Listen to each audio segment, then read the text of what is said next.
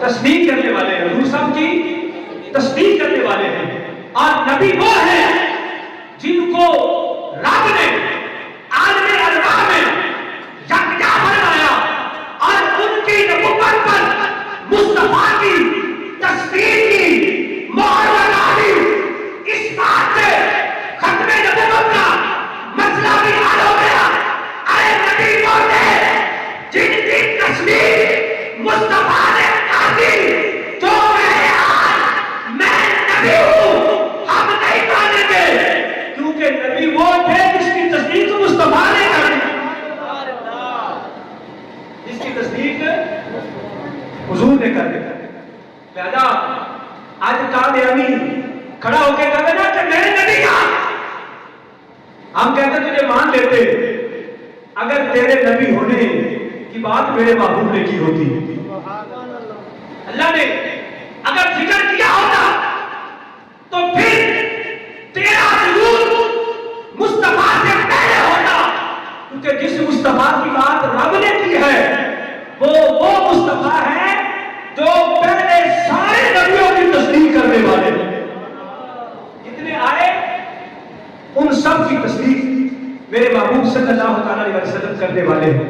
لہذا آج تک اور آج کے بعد قیامت تک کوئی بھی کہتا ہے کہ میں نبی ہوں تو ہم نے کہا کہ نہیں، نبی کون ہے؟ حضرت محمد صلی اللہ علیہ وسلم حضور ہے، کیونکہ حضور مصدق ہے۔ اور جب مصدق آ جائے، جب مصدق کی تصدیق ہو جائے پھر بات ختم ہو جاتی ہے۔ پھر بات جب گواہی ہو جائے نا تو پھر بعد میں رونا نہیں پڑتا، حضور آ گئے لہذا اب کوئی اور نبی نہیں آ سکتا۔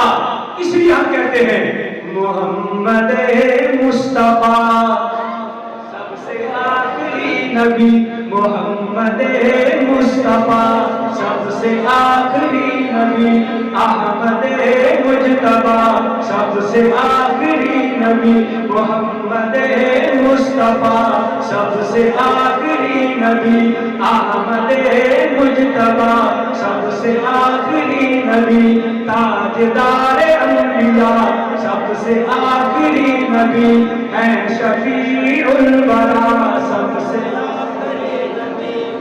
سب سے آخری نبی ہے نا، ہے کہ نہیں؟